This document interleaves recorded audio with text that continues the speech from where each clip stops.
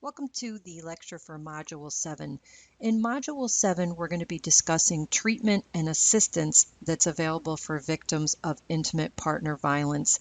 This will include psychological help and community services that are available, and then we're going to talk a little bit about prevention of intimate partner violence. We'll begin with cognitive behavioral therapy, or CBT.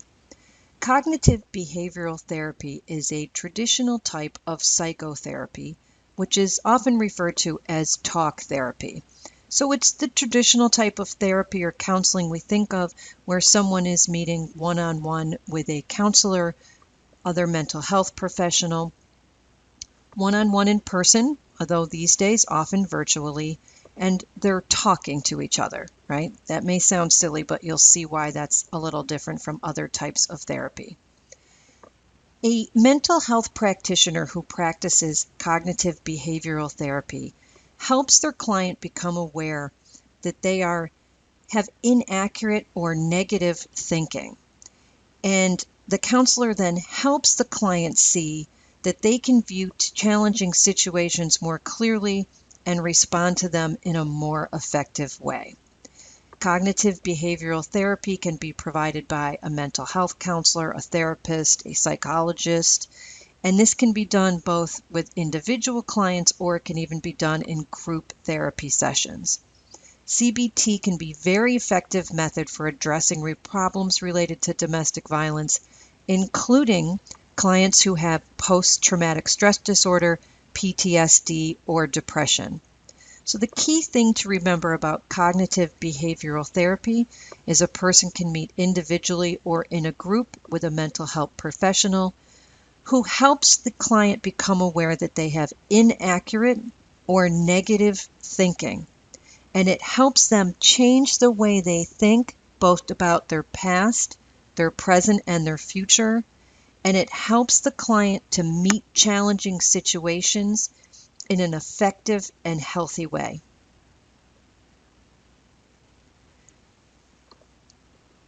Cognitive behavioral therapy does have some subsections or specific types, and one of them is referred to as STAIR, S-T-A-I-R, which stands for Skills Training in Affective and Interpersonal Regulation.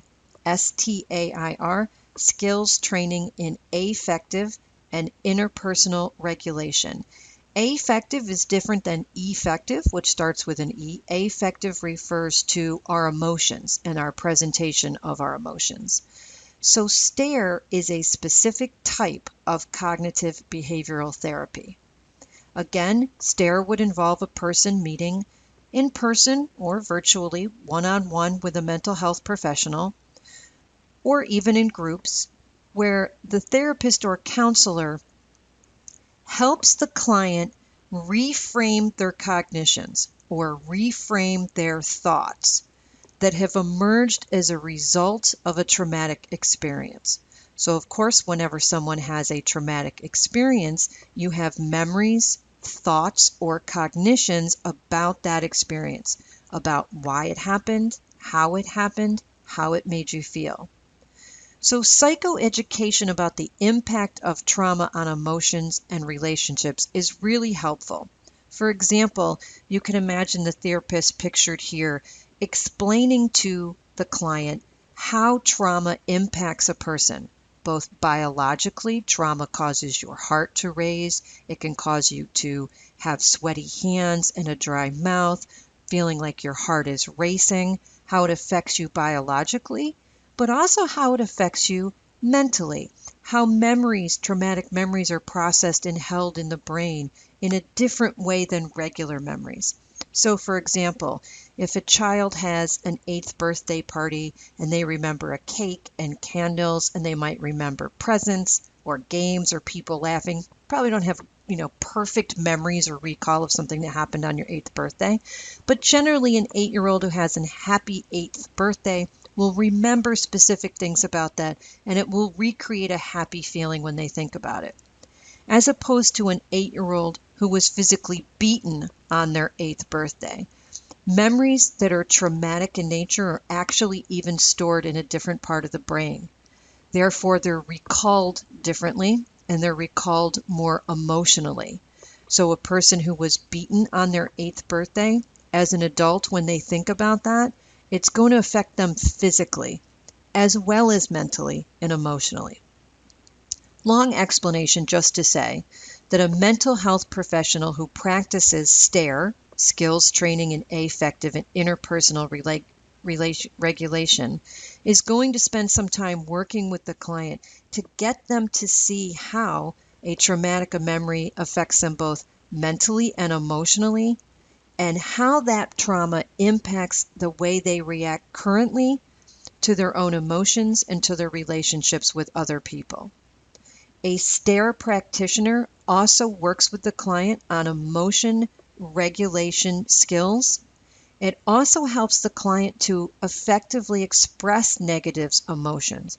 Oftentimes, people who've been traumatized by intimate partner violence have so stuffed down and have not expressed their own emotions due to fear, due to terror of how that is responded to, or just feeling kind of flat affect, they call it, where you just kind of don't express emotion at all. People with flat affect don't cry much, don't laugh much, right? So this practitioner of STARE will help the client see how their traumatic incidents have affected them and how it's impacted them emotionally, and help them feel their own negative emotions and express them properly, right? We all know that there's good, healthy ways to express negative emotions. We all get mad, we all get angry, we all get frustrated. That's just part of being a human being. But someone who's been severely impacted by trauma may not know how to express negative emotions or sometimes even positive emotions in a healthy way. And someone who practices STARE and other forms of cognitive behavioral therapy can help a client learn how to both process and express negative emotions. It also helps people who've been traumatized learn how to assert themselves in a healthy way. So someone who's traumatized may not assert themselves at all. They may be so used to pushing down their needs, their wants, and their desires that they're not even sure anymore what it is they really want out of a relationship, whether it be with a coworker or with a romantic partner or a family member. And a lot of people who've been traumatized don't know how to get what they need out of a relationship. So a practitioner who uses STARE can help a client with their interpersonal skills and how to assert themselves appropriately, so that it's okay to want things, to need things, to want love and respect from our family members, our romantic partners, our coworkers, and other people we deal with. And this therapist can help these victims obtain that. This is much different than cognitive processing therapy. Cognitive processing therapy, or CPT, is much different. This is an effective treatment for reducing post-traumatic stress disorder and symptoms of depression, especially when the person's been victimized in an interpersonal relationship through intimate partner violence, or someone who's been physically or sexually assaulted by someone who's a stranger to them. So cognitive processing therapy, or CPT, focuses on helping the client understand what post-traumatic stress disorder is, its symptoms, the impact of traumatic events on your daily life today, the connections between trauma-related thoughts, feelings, and behaviors, and quite a bit different from the CBT, which we just discussed. In CPT, the practitioner helps the client remember the traumatic events and re-experience the emotions associated with it. So it actually helps take a person back to those traumatic incidences and almost relive them or re-experience them with the therapist. And it helps the person to process what happened and help them to remember it in a different way. A cognitive processing therapist will also challenge the client's maladaptive thoughts about the trauma. So what's a maladaptive thought about trauma? Well, one big obvious one is a victim thinking it's their fault. So, for example, someone who's been a victim of intimate partner violence may tell their therapist, well, it was my fault that he or she hit me because I never got dinner ready on time, or I never had the house clean enough when they came home. And if I'd only done those things, they wouldn't have hit me.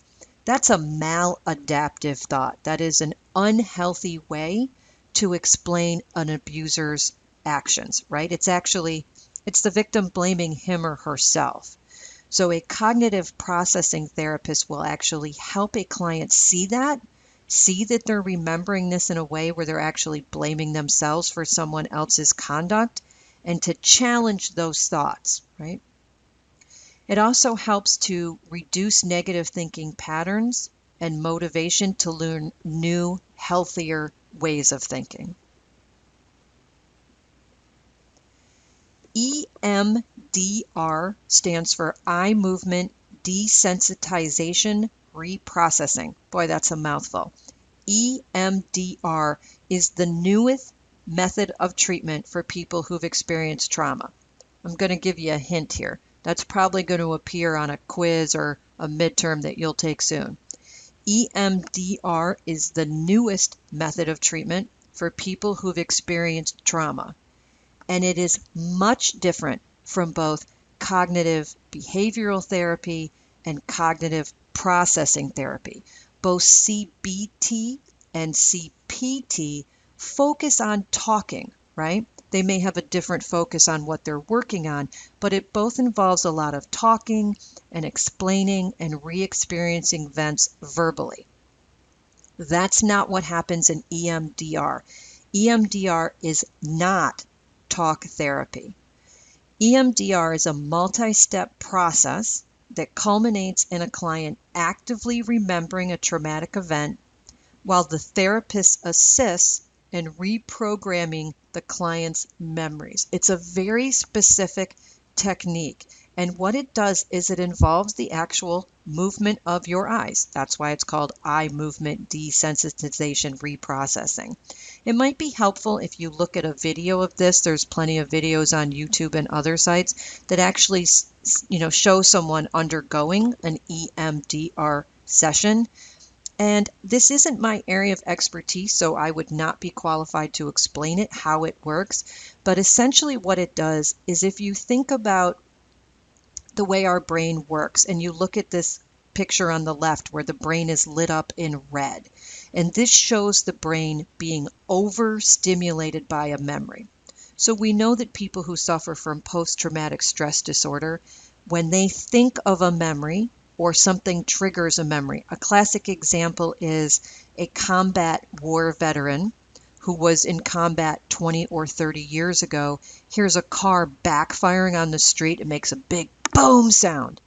And that veteran flattens out on the street, puts their hands over their head trying to protect themselves, because they're not fully aware that they're just on a public street and heard a car backfiring. It actually triggers a memory and sends their brain back into combat, and they can actually think they're being shot at, because they're both physically and mentally re-experiencing that traumatic event that happened decades ago.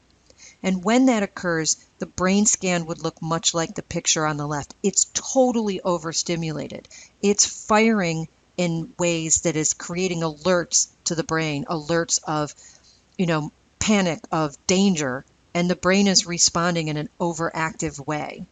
So what EMDR does is it actually reprograms your memories. So for that veteran, when he heard a car backfiring, he would be only startled in the way you and I are, like, oh, wow, that was a loud noise. But it wouldn't entirely stimulate his brain into a panic response, thinking he's back in combat. So it is actually a way of reprogramming neural pathways in your brain, so you experience something in the here and now in a calm way, and can also think about traumatic events that have happened in the past without fully re-experiencing them. It's a very interesting new process. So that's just an example of a couple types of therapy. There are numerous types of mental health therapy available for victims of intimate partner violence. You'll read about several in your textbook reading assignment this week. So we just touched on a few here to just kind of give you a preview. There are many different kinds. So victims of intimate partner or domestic violence, they definitely need mental health counseling of some form, and different things work for different people. We all know there's not a one fix for everybody, right? While EMDR may work for one client, cognitive behavioral therapy may be better for a different client, right? So everyone has different needs and different therapies work for different people. But in addition to whatever mental health counseling a victim needs, they also need numerous other services. Mental health is absolutely imperative, but there's other things victims need all at the same time. This can include legal services, including obtaining or enforcing an order of protection, legal help with court appearances, having an advocate present with you, having an attorney present with you during court appearances, witness assistance programs. Housing is a huge one. As we've discussed, there's many reasons why people don't leave abusive relationships, and housing is a big one. Oftentimes, if people leave an abusive relationship, they will literally have no place to live. They have no place to go. And oftentimes, a lack of available housing will keep a victim in an abusive relationship. So being able to obtain or maintain housing is huge. Another housing issue that comes up with victims is oftentimes if the abuser has taken control of all the money and financial resources, if the abuser leaves, oftentimes a victim is unable to pay the housing bills, so they'll lose the housing even if the abusive partner leaves. Safety measures with housing, which can include new locks on doors, and of course mental health treatment, which also includes safety planning. So there are victim services agencies in every county in New York State. Here's just an example of some of the services that the Albany County Crime Victim and Sexual Violence Center provides. The Albany County Crime Victim Center will help victims of intimate partner violence get an order of protection. They will help them with safety planning. What do we mean by safety planning? Safety planning often, helps someone who's leaving a violent relationship plan for what happens if this person comes after them again. What if this person appears at their job? What if they open the door and their abuser is standing there? What are they going to do in that immediate moment, and what resources would be immediately available? For example, it may involving a neighbor and making sure a neighbor knows this person's not supposed to be near me or near my house or near my work. And if you see this person around my house, that you call 911 for me because I may not be able to do it for myself. That's an example of safety planning. Of children even be giving age-appropriate instructions on what to do if there's an emergency or if an abuser appears. Safety planning could involve someone checking on a victim, especially in those first few days or weeks after leaving a violent relationship, even just something as simple as a text, and the victim having to respond to the text and say, I'm okay, everything's fine. Just kind of a check-in to make sure someone's okay. The Albany County Crime Victim and Sexual Violence Center also provides transportation to and from court appearances and also any meetings that are required with the district attorney's office. Lock changes and other safety measures. So if someone's, an abuser's broken a window, locks and getting keys changed is imperative. Any kind of code change or swipe change. We all use swipe cards now. A swipe change may need to be done.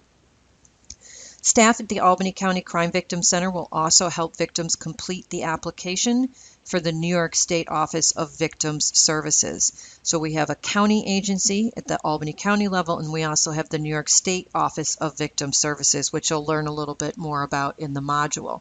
So the applications can be kind of cumbersome. Someone may not have access to the online application.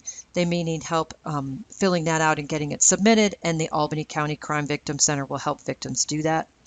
It will also help victims if they need to make a victim impact statement. You criminal justice students may have taken other courses even taken the course in victimology, which is quite good to learn about victims, We know that sometimes in some court proceedings, a victim is allowed to make a victim impact statement, where they are allowed to tell their abuser in a court proceeding how the crime has impacted their life or the life of their family members or their children.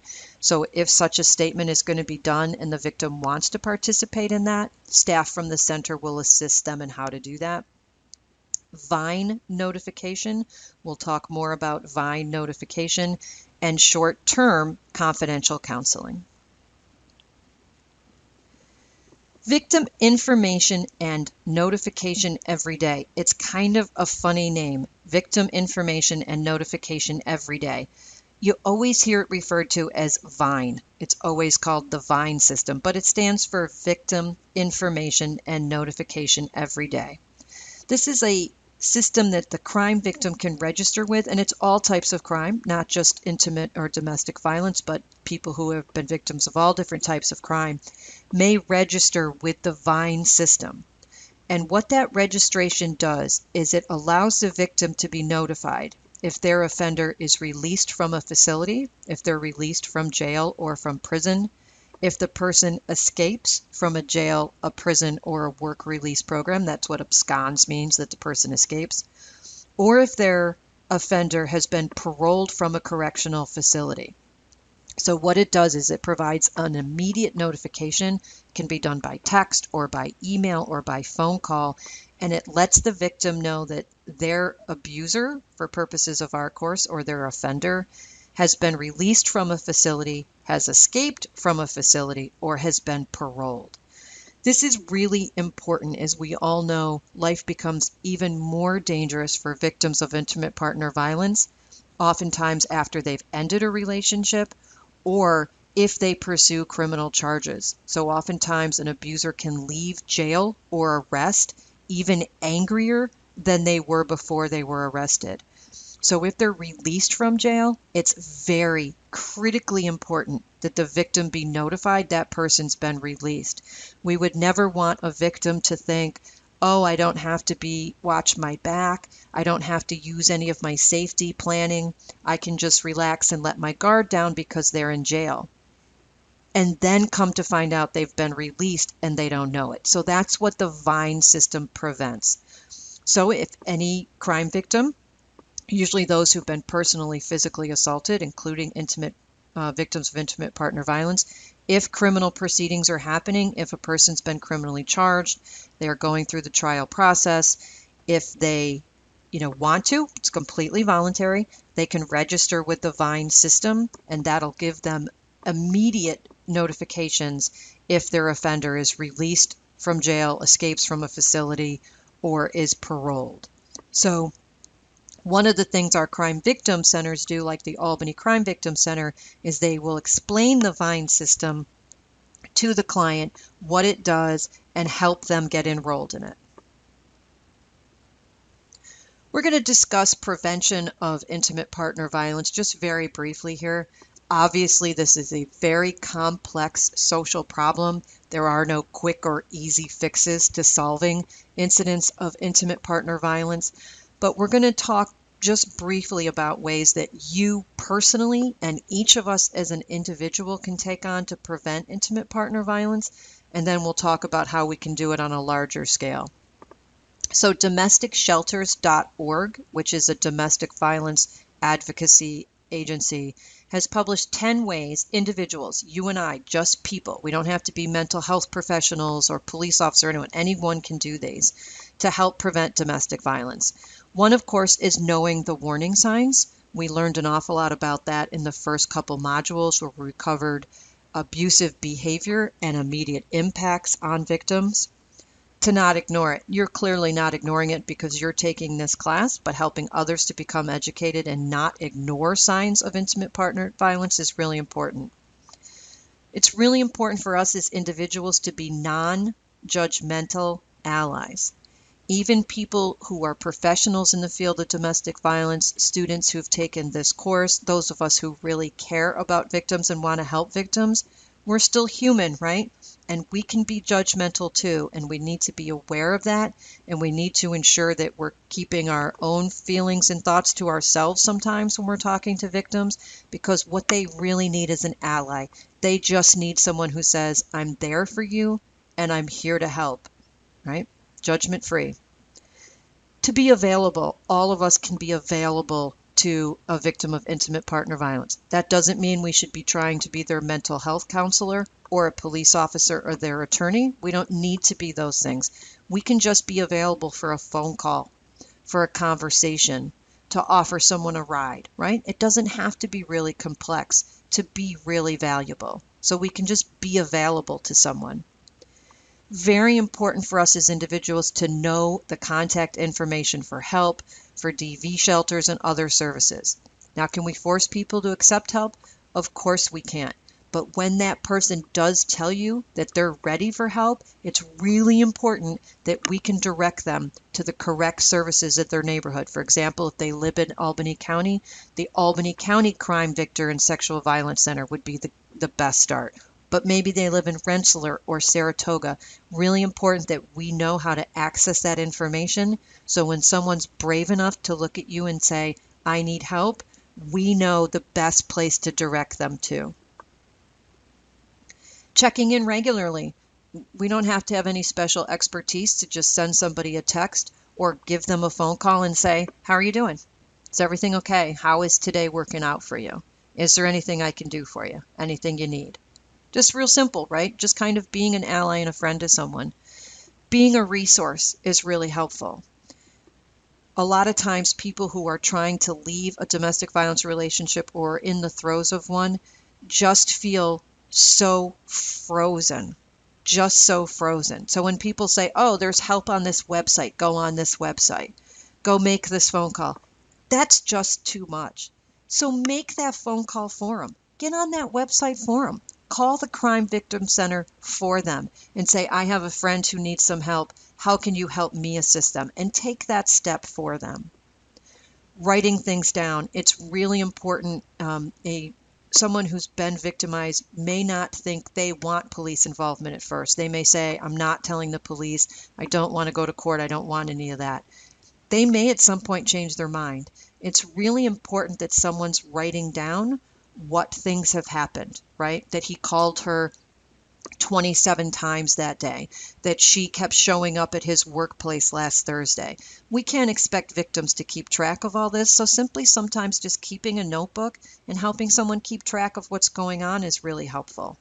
Also really important to write down those services. What is the phone number for the domestic violence shelter? What is the website where there was all that helpful information from Albany County? Because it's too hard to remember. None of us can remember stuff day to day, right? It's too hard. We've got two going on. And you can imagine when you're dealing with all the implications and complications that come up in a violent relationship, and especially in trying to leave one, you can barely keep track of your own life. So having someone being a resource, writing everything down is really helpful. Raising awareness. You already know a lot about intimate partner violence, and you're going to learn even more as you continue your studies. So you as an individual can help raise awareness about intimate partner violence.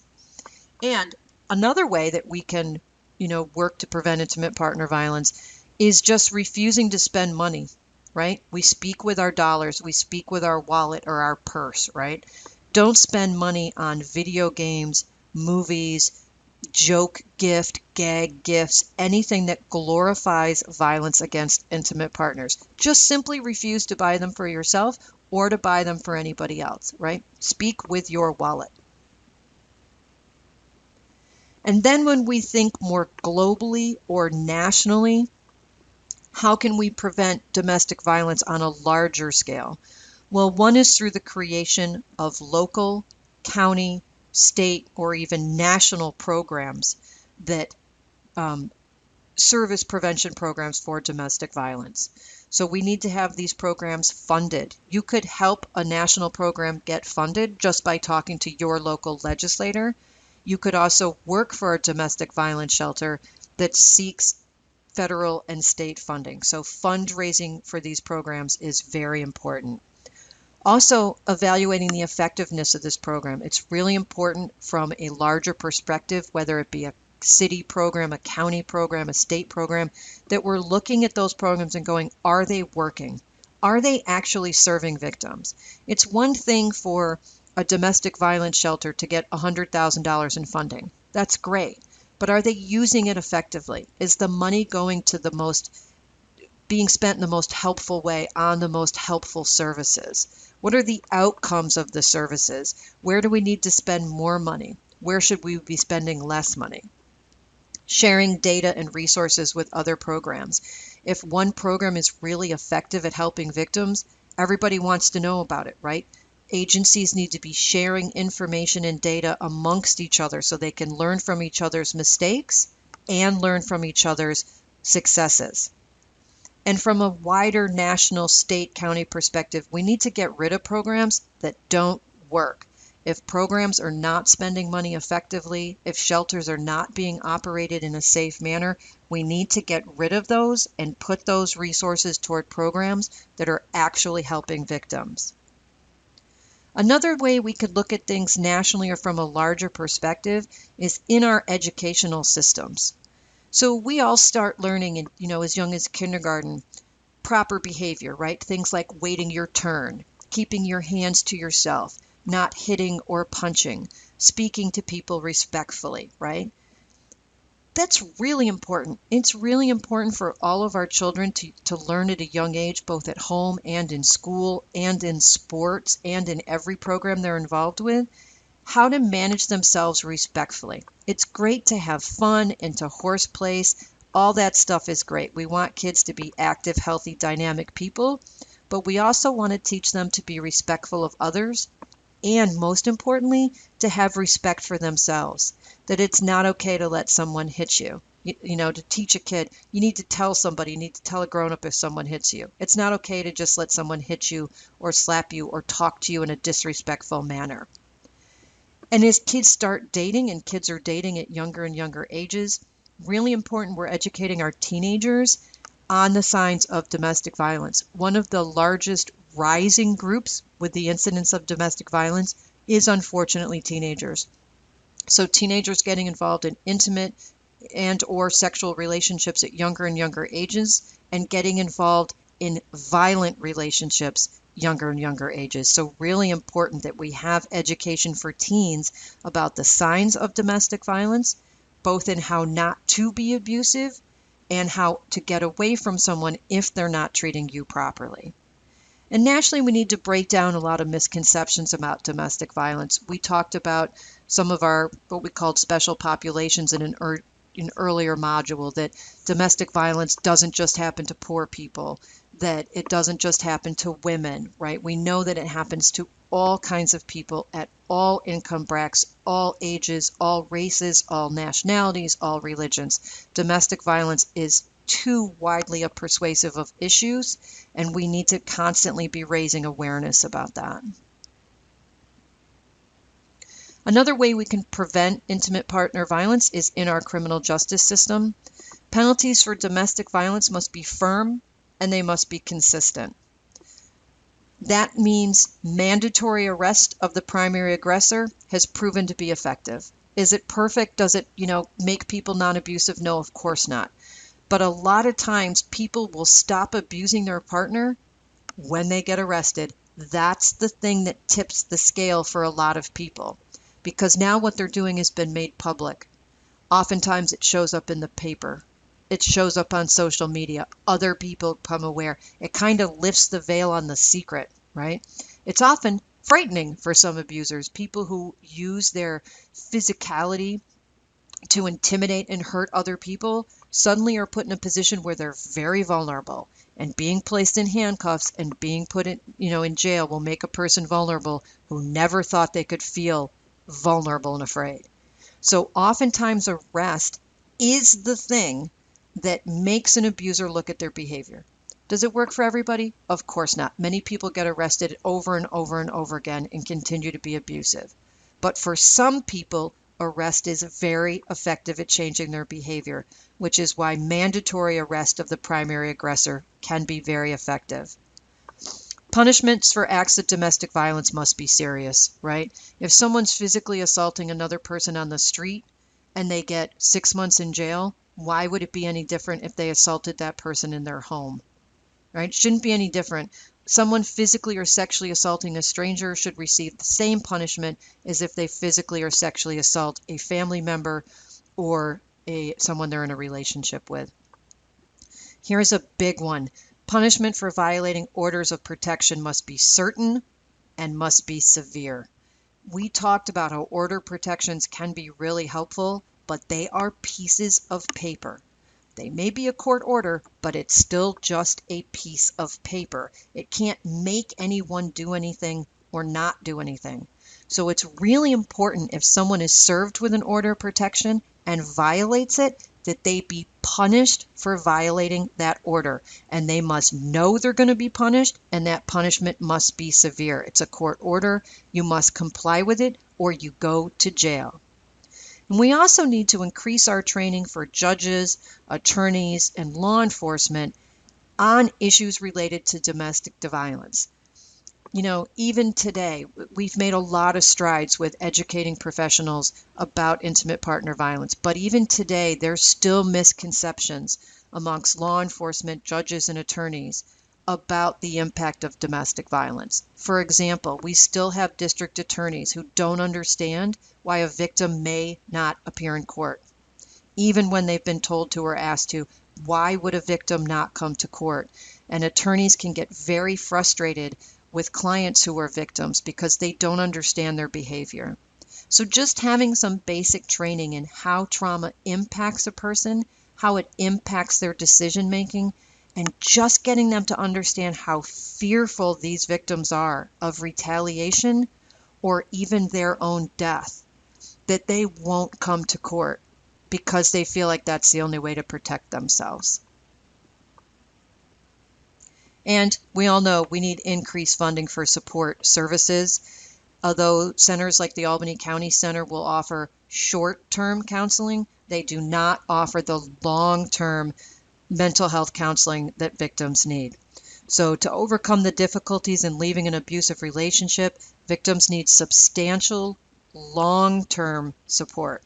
It should be free or low cost. They need housing assistance. These folks need legal assistance. They need shelters that are safe. The support needs to be long-term.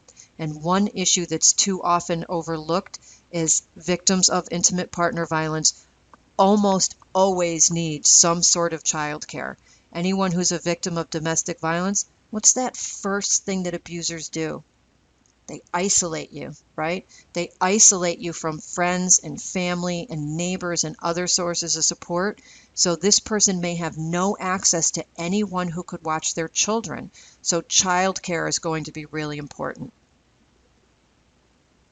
Helping women become financially independent. Money's not always the problem, but it's frequently the problem. You ask someone who's a victim of domestic violence, who's a female, why don't you leave? And often they will say, I don't have any money. He controls all of the money, all the accounts, all the credit cards.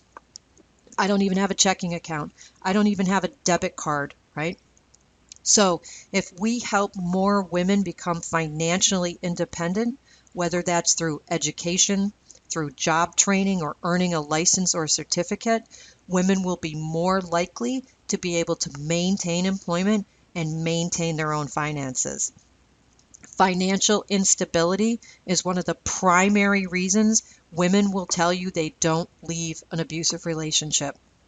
So, excuse me, if you can resolve the issue of women's financial instability, you will make women to be in a stronger position to leave a violent relationship. Now, does money solve all our problems? Of course not. Financial means do not solve all our problems. However, economic resources give you options. If you have money to get a new apartment, then leaving is possible. If you have money to pay the mortgage if the abuser gets removed from the home, then staying in the home alone becomes possible. So financial means, of course, do not solve anyone's problems, but they do give someone an awful lot more options. Okay, so we're done with our lecture. We're going to do some midterm exam reminders.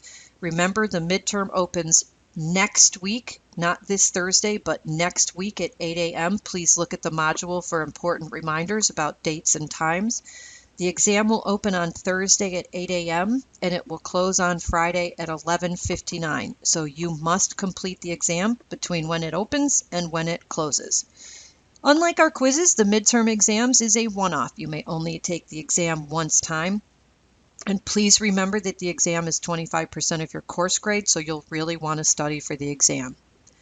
Once the exam opens on Thursday, next Thursday at 8 a.m., every bit of course material is going to disappear. The lectures, the articles, the media, everything will disappear from view. You will not be able to view any of that material once the exam opens. So this week is the time to look through the modules, look through the articles, look through the media items. This week is the time to do that, and the start of next week, because once the exam opens next Thursday, all of those items will disappear from view. And I'm also going to send you a study guide for the midterm exam, important topics, important terms. It'll just give you a better idea what will be on the midterm.